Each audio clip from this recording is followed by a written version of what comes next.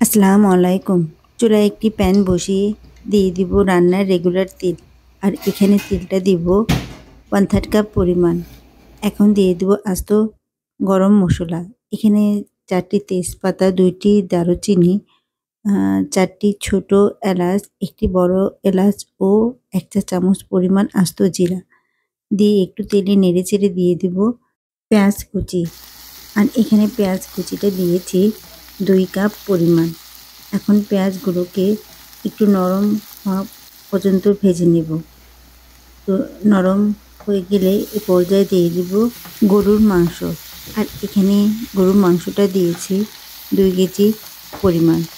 তো এখন মাংসটা পেঁয়াজের সাথে একটু নেড়ে চেড়ে বাকি মশলাগুলো দিয়ে দিব।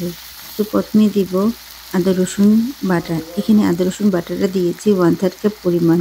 লাল মরিচের গুঁড়া দিয়েছি 1 টেবিল চামচ পরিমাণ, ধনিয়ার গুঁড়া 1 চা চামচ পরিমাণ ও জিরার গুঁড়া দিয়েছি 1 চা চামচ। আর দিয়ে দিব স্বাদ মতো লবণ। এখন সব মশলা মাংসের সাথে একটু নেড়েচেড়ে দিয়ে দিব পরিমাণ মতো পানি। এখানে আমি প্রায় 2 কাপ পরিমাণ পানি দিয়ে মিডিয়াম আঁচে ঢাকনা দিয়ে মাংসগুলোকে কষিয়ে নিব। তো ফিরে আসলাম কিছুক্ষণ পর। এ পর্যায়ে দিয়ে দিব 1 চা চামচ পরিমাণ গরম মসলা ও 1/4 কাপ পরিমাণ টক দই দিয়ে মাংসগুলোকে আমরা অন্য চুলায় কষিয়ে নিব। অন্য একটি পাত্রে নিয়ে নেব চিনি গুঁড়া পোলাওর চাল আর 700 গ্রাম। পানি, দুধ আমি চালের ডবল দিব। তো এখন দিয়ে দেব স্বাদ মতো লবণ, বিরিয়ানি মশলা 1 টেবিল চামচ পরিমাণ ও বাটার দিব আমি 1/4 কাপ পরিমাণ।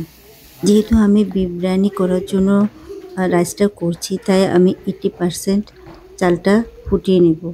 তো সব মশলা দেওয়া হয়ে গেলে ঢাকনা দিয়ে ঢেকে রাইসটাকে আমরা তৈরি করে নেব।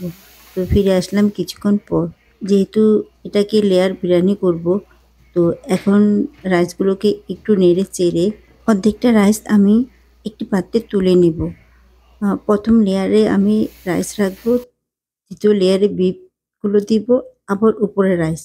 গরুর মাংসটা আমরা অন্য চুলায় কষিয়ে নিচ্ছিলাম। দেখে নিব কীরকম হয়েছে।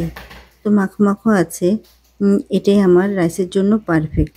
তো প্রথমে আমরা দিয়ে দিব আলু। এখানে আমি 2টো আলু কিউব করে কেটে ভেজে নিয়েছি। 6টির মতো ডিম আমি একটু ভেজে নিয়েছি। তার উপরে আমি দিয়ে দিব গরুর মাংস কষানোগুলো। সবগুলো মাংস দিয়ে একটু মাংসগুলোকে ছড়িয়ে দিব। ছড়ানো হলে উপর দিয়ে দিয়ে দিব বাকি রাইসগুলো। আসলে রান্নাটা আমরা অনেকে অনেকভাবে করে থাকি। বিরিয়ানিও কিন্তু অনেকভাবে অনেকে করে। এভাবে দম বিরিয়ানিটা করলে খেতে অনেক ভালো হয় এবং রান্না করাটা আমার কাছে অনেক সহজ মনে হয়। আর সত্যি কথা বলতে, যে রান্নাগুলো করতে একটু সহজ বা ঝটপটে করা যায়, ওগুলা কিন্তু আমি বারবার করি।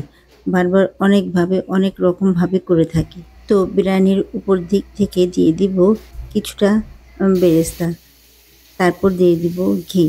ঘিটাও আমি চতুর্দিক থেকে একটু ছড়িয়ে দিব। এখন দিয়ে দিব একটা লেবু একটু সাইজ করে কেটে চতুর্দিক থেকে দিয়ে এটাকে ঢেকে প্রায় 20 মিনিটের মতো দমে রেখে দিব। তো ফিরে আসলাম 20 মিনিট পর। এখন আমি তুলে দেখাচ্ছি আমার বিরিয়ানিটা দেখতে কেমন হয়েছে। এটা কিন্তু নিচ থেকে একটুও লাগেনি আর একেবারে ঝরঝরে হয়েছে। মাশাআল্লাহ, খেতেও হয়েছে অসাধারণ। তো আশা করি সবাই এভাবে একবার ট্রাই করবেন। সবাই অনেক ভালো থাকবেন। আল্লাহ হাফেজ।